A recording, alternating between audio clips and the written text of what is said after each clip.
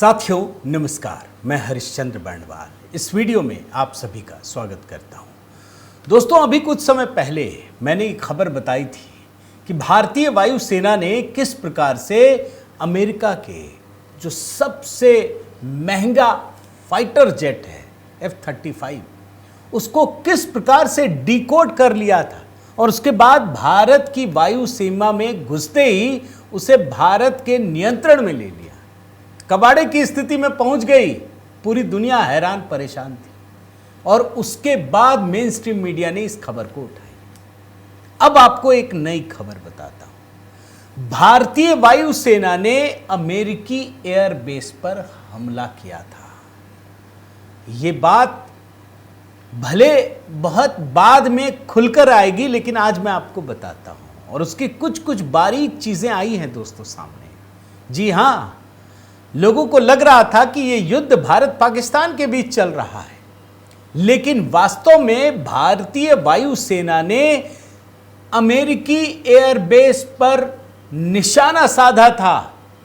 जिस एयरबेस के परखच्चे उड़ा दिए आगे पीछे, वो अमेरिकी वायुसेना के कब्जे में था, अमेरिका का एयरबेस था।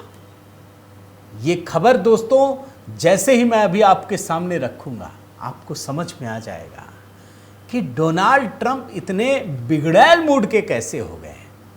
जो अमेरिका, अभी मैं आपको वो भी दिखाऊंगा दोस्तों, कि जो अमेरिका भारत पाकिस्तान युद्ध के शुरू होने के समय कह रहा था कि हमको क्या लेना देना, लड़ रहे हैं लड़ने दो, हमारा क्या लेना देना, मैं दिखाऊंगा अभी आपको। वो अचानक से कैसे कूद पड़ा। फिर वो कहने लगा कि नहीं नहीं मान जाओ, कभी किसी बात की धमकी, कभी किसी बात की धमकियां, भारत पे तो असर पड़ेगा नहीं, पाकिस्तान पे पड़ेगा। और पाकिस्तान को इसके बदले क्या मिला? पाकिस्तान को धमकाया, पाकिस्तान को झुकाया, तो पाकिस्तान को इसके बदले दिया क्या? आज ये कहानी दिखाऊंगा दोस्तों। लेकिन सबसे बड़ी खबर, सबसे चौंकाने वाला खुलासा, अमेरिकी एयरबेस पर भारतीय वायुसेना का हमला, परखच्चे उड़ा दिए। आज इसे ही डिकोड कर रहा हूं। मैं निवेदन करता हूं दोस्तों कि जरूर अपने कमेंट के साथ अपनी बात रखिएगा और भारतीय वायुसेना को सैल्यूट कीजिएगा। फिर से समय है दोस्तों, जिन्होंने इतना बड़ा दमखम दिखाया। मैं निवेदन करता हूं दोस्तों कि आप इस वीडियो से जरूर अधिक से अधिक जुड़िए, लाइक कीजिए और साथ ही एचबी मेलोडी लगातार आपको इसलिए याद दिलाता हूं दोस्तों क्योंकि वहां पर भी हमारी टीम बहुत मेहनत करती है। और देखिए, आपातकाल को आप लोगों ने पसंद किया, बहुत सारे कमेंट आए। अगला गीत दोस्तों एकादशी पर। एकादशी का भारतीय संस्कृति में, भारतीय आध्यात्म में, धर्म में एक बड़ा गहरा महत्व है। तो एकादशी को लेकर एक गीत तैयार किया है। इस प्रकार के गीत कहीं है नहीं, तो आप लोगों ने जैसा कहा उसको मानते हुए दोस्तों ये गीत तैयार किया है। तो जुड़े रहिए एचबी मेलोडी पर। आइए दिखाता हूं दोस्तों, ये खबर देखिए। एक खबर आई अभी, इसमें यह है कि Pakistan Noor Khan airbase China is very unpleased. खबर कुछ और है, इसमें भारत का कोई लेना देना नहीं। इसमें खबर यह है दोस्तों कि रावलपिंडी के पास एक नूर खान एयरबेस है, पाकिस्तान का बहुत बड़ा एयरबेस है। पता चला कि यह अमेरिका का एयरबेस है, अमेरिका के कब्जे में। चाइना इस बात को जानते ही भड़क उठाया, गुस्सा गया पाकिस्तान से। अब देखिए, खबर कुछ और है, लेकिन इसका एंगल सीधे सीधे अमेरिका से जुड़ जाता है, भारत से जुड़ जाता है, ऑपरेशन सिंदूर से जुड़ जाता है, सीज फायर के सच से जुड़ जाता है। भाई, भारत और पाकिस्तान के बीच जो युद्ध हुआ था दोस्तों, जब ये बार बार पाकिस्तान धमका रहा था कि हमारा न्यूक्लियर बम क्या खिलौना है, ये है वो है, उस समय भारत ने क्या किया था आप जानते हैं ना? नूर खान एयरबेस को तबाह कर दिया था। तो क्या कहीं यही वजह तो नहीं है कि अमेरिका ने पाकिस्तान पर दबाव बनाया? और आप जानते हैं दोस्तों, ये जो नूर खान एयरबेस है, जो अब खुलासा हो रहा है, जो पाकिस्तान का एक महत्वपूर्ण ठिकाना है, ये अमेरिकी सेना का अड्डा है। ये अमेरिका का न्यूक्लियर कमांड सेंटर है, ये न्यूक्लियर अड्डा है। ये पाकिस्तान का भूभाग है अमेरिकी सेना के कब्जे में है। और पाकिस्तान के एक रक्षा विशेषज्ञ हैं इम्तियाज गुल, उनके अनुसार नूर खान एयरबेस पर अमेरिकी सेना का अड्डा है। और मजेदार चीज जानते क्या है, कई सारे वीडियो, मैं वीडियो जानबूझ के नहीं दिखा रहा, वो यूट्यूब की गाइडलाइंस के अनुसार वो प्रॉब्लम हो सकती है इसलिए नहीं दिखा रहा। इसमें सबसे इंटरेस्टिंग चीज ये है दोस्तों कि पाकिस्तान का अपना नूर खान एयरबेस, और पाकिस्तानी ही घुस नहीं सकता। पाकिस्तान का कोई आर्मी का बड़ा से बड़ा अधिकारी भी उसमें घुस नहीं सकता, उसी का एयरबेस। उसके लिए अमेरिका से परमिशन लेना पड़ेगा और अमेरिका देता नहीं है। कई ऐसे वीडियो हैं जिसमें कि ये कहा गया कि हम बहुत बड़े अधिकारी हैं, मैं घुसने के लिए गया, हमको मना कर दिया गया कि ये रिस्ट्रिक्टेड एरिया है, आप घुस नहीं सकते। ये पाकिस्तान सेना के अधिकारी बता रहे हैं। अब देखिए मजेदार चीज मैं आपको दिखाता हूं। ऑपरेशन सिंदूर के समय भारत पाकिस्तान में जब युद्ध चल रहा था दोस्तों, तो 9 मई की सुबह आप देखिए, not going to get involve in a war that's fundamentally none of our business, US vice president Vance amid India Pakistan stand off. 9 मई की सुबह अमेरिका ने यह बात खुलकर कहा कि भैया ये भारत पाकिस्तान में जो युद्ध चल रहा, हमको क्या लेना देना, करते रहो, हम कोई लेना देना नहीं है, हमारा कोई बिजनेस नहीं है वहां पे, हम कुछ नहीं करेंगे। अब फिर ऐसा क्या हो गया कि सिर्फ 24 घंटे के भीतर अमेरिका के सुर बदल गए। जो अमेरिका कह रहा था कि हमको कोई लेना देना नहीं है, वो सीज फायर के लिए दबाव बनाने लगा। आखिर कोई तो बात होगी ना दोस्तों, आखिर क्यों किया गया? तो आप सुनिए, समझिए। 9 मई और 10 मई की रात को भारतीय वायुसेना ने पाकिस्तान के कई एयरबेस को तबाह किया था, जिसमें यह नूर खान एयरबेस भी था, जो अमेरिका का एयरबेस है। यानी हमला भारत तो कर रहा था पाकिस्तान पर, पाकिस्तान के न्यूक्लियर कमांड सेंटर पर, लेकिन दरअसल वो पाकिस्तान के भी कब्जे में नहीं था, वो अमेरिका का एयरबेस था। यह है बड़ी जानकारी दोस्तों। और सिर्फ नूर खान एयरबेस नहीं, जो छन छन के रिपोर्ट आ रही है, मैं आपको बताऊं कि पाकिस्तान का सिर्फ नूर खान एयरबेस ही नहीं, बल्कि जेकोबाबाद और पसनी एयरबेस, उस पर भी पाकिस्तान के इन 3 एयरबेस पर अमेरिका का कंट्रोल है। एक तरीके से कहिए तो पाकिस्तान पर आर्मी का कब्जा और पाकिस्तान की आर्मी पर अमेरिका का कब्जा। अमेरिका ने जकड़ के रखा हुआ है इसे। अब ये बात तो पता चलेगी नहीं भाई, कहीं लोकतंत्र हो तब तो कोई बात कहे ना।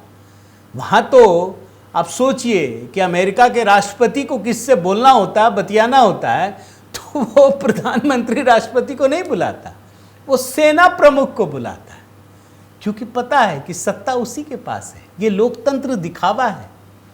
और पाकिस्तान के जिन एयरबेस की बात कर रहा हूं ना दोस्तों, आप ये बात समझ लीजिए कि ये दरअसल आज गिरवी नहीं है। ये 90 के दशक में पाकिस्तान ने जब अमेरिका के सामने एक तरीके से समर्पण कर दिया था कि बस हमको अपनी गोद में ले लो, हमको तो सिर्फ भारत से लड़ना है, तो 90 के दशक में पाकिस्तान ने अपने इतने महत्वपूर्ण एयरबेस अमेरिका को सुपुर्द कर दिए, क्योंकि अफगानिस्तान पर रूस कब्जे के लिए लड़ रहा था और उसको चुनौती देने के लिए पाकिस्तान ने अमेरिका का सहयोगी बनना, बल्कि कहिए उसके चरणों में झुक जाना, उसने स्वीकार कर लिया। यानी आप थोड़ा सा जानकारी देता हूं दोस्तों, जब ये कोल्ड वॉर चल रहा था ना, तो उस समय अमेरिका एक गुट और दूसरा रूस, यूएसएसआर उस समय था। यूएसएसआर अफगानिस्तान पर क्या कुछ किया आप जानते हैं। उसके खिलाफ तालिबान को खड़ा किया गया, तालिबान को पाकिस्तान ने सहयोग किया, और उस दौरान अमेरिका ने पाकिस्तान के इन महत्वपूर्ण हवाई अड्डों पर अपना कब्जा जमा लिया था। वो एक तरीके से पाकिस्तान ने गिरवी दे दिया, और आज भी ये हवाई अड्डे अमेरिका के पास ही हैं। ये बात आप समझ लीजिए। और एक बात और आपको बताता हूं दोस्तों कि ये वही हवाई अड्डे हैं जिसके जरिए अमेरिका ने ईरान पर हमला किया। ये वही हवाई अड्डे हैं, वरना कोई भी अपनी दुनिया में कहीं सुना है क्या कि 40-40 घंटे तक कोई फाइटर जेट उड़ान भरकर अमेरिका से आएगा और हमला करेगा और फिर जाएगा 40 घंटे? ऐसा कहीं नहीं होता दोस्तों। ये पाकिस्तान का एयरबेस है और इसका खुलासा देखिए ना, ईरानी दूतावास, भारत में जो ईरानी दूतावास है उसी ने किया कि यहीं से हमले की योजना बना रहा था। अब देखिए सच्चाई इसकी तो आपको आने में थोड़ा वक्त लगेगा, क्योंकि आप समझिए कि जो युद्ध की परिस्थितियां चल रही है ना, कौन किसके साथ है, ये तो पूरा कंफ्यूजन है। और मैं आपको बताऊं दोस्तों कि ऑपरेशन सिंदूर की जहां तक बात है, यही वो हवाई अड्डे हैं जिन 3 हवाई अड्डों की बात कर रहा हूं, जिस एयरबेस की बात कर रहा हूं। ऑपरेशन सिंदूर के तहत भारत ने इन तीनों को तबाह करना शुरू कर दिया था। अमेरिका समझ गया कि ये भले ही हमला पाकिस्तान पर हो रहा है, लेकिन नुकसान अमेरिका को हो रहा है, और इसीलिए डोनाल्ड ट्रंप बौखलाए रहे और उसके बाद उन्होंने सीज फायर के लिए लगातार पाकिस्तान पर प्रेशर बनाया। उससे कहा जाकर बात करो, और पाकिस्तान के डीजीएमओ ने भारत के डीजीएमओ से बातचीत की। भारत को लगा हमारा काम तो हो गया, और उसके बाद भारत सहमत हुआ।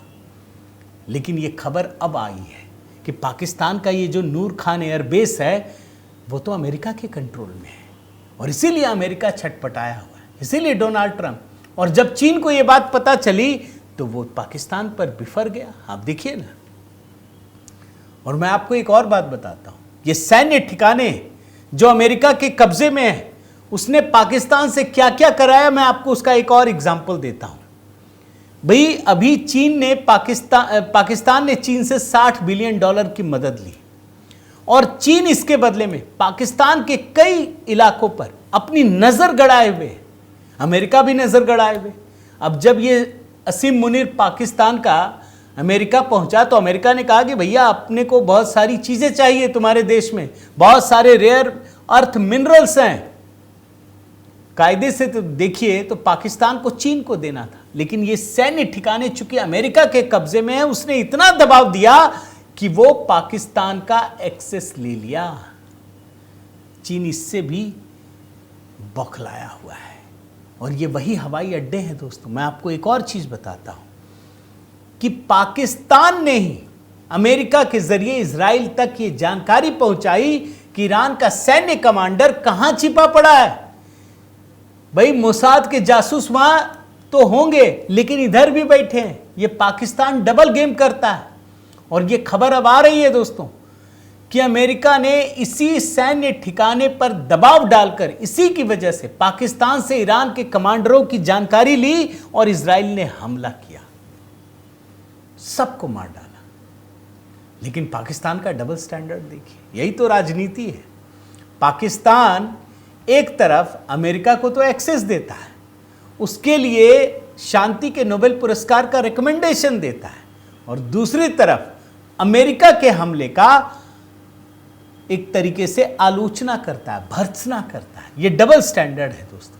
लेकिन मैं इन चीज़ों पर नहीं जा रहा। मैं आपको स्पष्ट रूप से बताता हूं कि ऑपरेशन सिंदूर के दौरान भारतीय वायुसेना ने जो हमला किया, वो हमला पाकिस्तान पर ज़रूर था, लेकिन इसकी मार अमेरिका पर पड़ रही थी, क्योंकि जिन एयरबेस पर हमला किया गया वो अमेरिका के कब्जे में था। और यही भारतीय वायुसेना का दोस्तों दमखम है, जिससे डोनाल्ड ट्रंप भड़के हुए हैं, बुरी तरह से बौखलाए हुए हैं और अनाप शनाप बयानबाजी कर रहे हैं। मैं उम्मीद करता हूं दोस्तों ये वीडियो आपको पसंद आया होगा। आपकी प्रतिक्रिया का इंतज़ार है। आपसे निवेदन है दोस्तों कि अगर आपने चैनल सब्सक्राइब नहीं किया है तो ज़रूर कीजिए, लाइक कीजिए, बेल आइकन दबाइए, और हाँ, HB मेलोडी, वहाँ अपना प्रेम और स्नेह बनाए रखिए दोस्तों। नए गीत की तैयारी है, तब तक आपातकाल और बाकी अन्य गीतों को सुनिए और उसका आनंद उठाइए। बहुत बहुत धन्यवाद। जय सिया राम।